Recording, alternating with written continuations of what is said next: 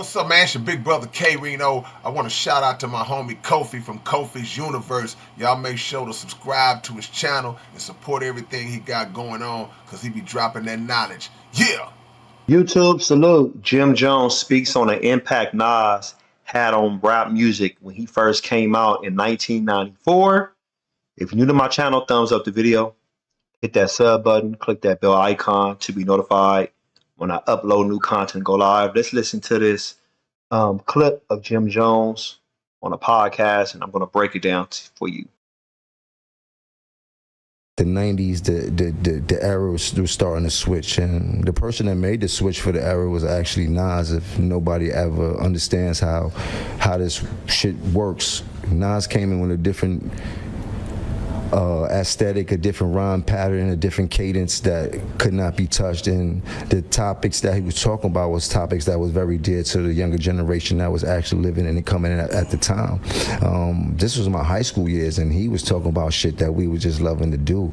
But the way that he was rhyming put a whole different speed on it. Like, he was futuristic with that shit. And from when he did that, a lot of the older rappers couldn't switch their flow, and that X'd them out, and then became a whole new generation of rap music that we hear today. From when you had the hip, the hop, to the Big Daddy Kane, and then it came to the Nas, and Nas just put a whole different spin on it. And then dope boy culture just started to twist it up in this game and shit like that. And then you had the Jay-Z's, and you had all them niggas that come out. But Nas with that what was that? The barbecue. He changed everything with that right there. He changed how hip hop was heard right there.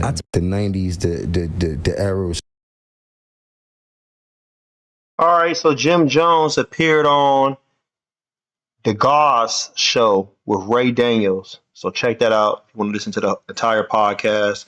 But when Nas first came out, 91, 92, the first time we've heard him live at the barbecue, third base, Nas' verse was mesmerizing. It was breathtaking. He did change everything. And then Nas came out on the Zeba soundtrack, the halftime joint. Remember that? So even right there, Nas was already ahead of his time. He was already making his demo. People was calling him the second coming of Rakim. People was really calling him the second coming of Rakim. The wordplay, being a great wordsmith, a lyrical assassin. And then when you heard Illmatic, when it dropped April 19th, 1994, to me, I felt like he was a combination of G-Rap, Slick Rick, Rakim. It was so many people Nas remind you of, at that time.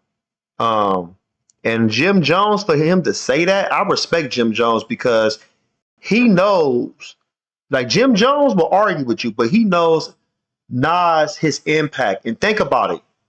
RZA said this also. They heard about Nas. This is before Nas dropped Illmatic. They already heard about Nas in Staten Island, aka Shaolin. They heard about Nas. People, on the West Coast heard about Nas. As far as me, out here when I was super young, like, damn, who was this cat?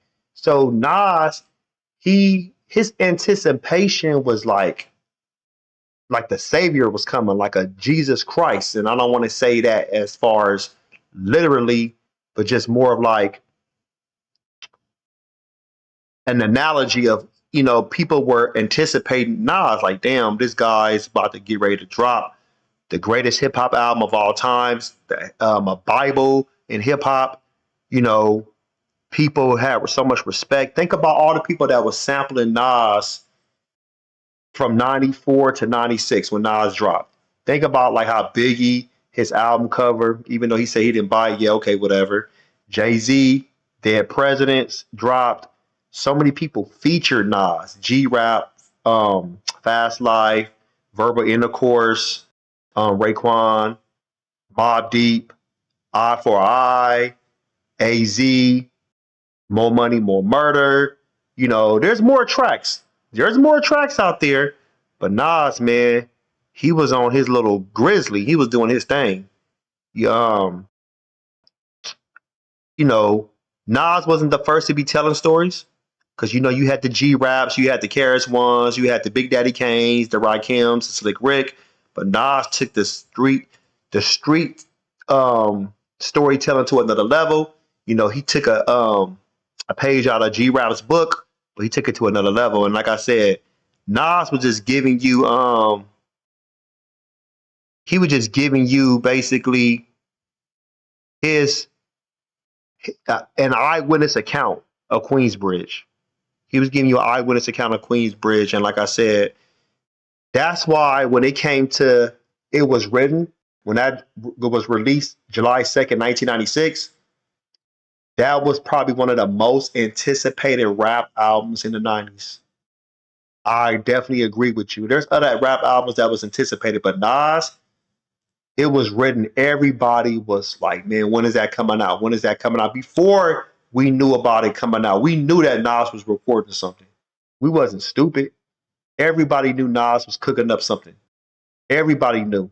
And when they heard If I Rule the World, it just changed everything. But Nas, like I said, his flow pattern, the way he can actually, you know, change up his cadence on a track. Like, it was just like, damn, like Nas can slow it down. Nas can speed up on like Represent. You know, Nas can get highly intellectual and ain't hard to tell. Like, he was taking rap to another level, and you had to catch up, because if you didn't catch up, you was gonna be left behind and you was gonna be exposed. Post your comments below. Hulk smash Black Panther the like button, subscribe to my channel, click the bell icon to be notified when I upload new content and go live. If you want to support, donate to the channel. I have Patreon, patreon.com/KofiUniverse, Venmo, Cash App, PayPal, Stream Apps. Everything's in the description. Until next time, salute.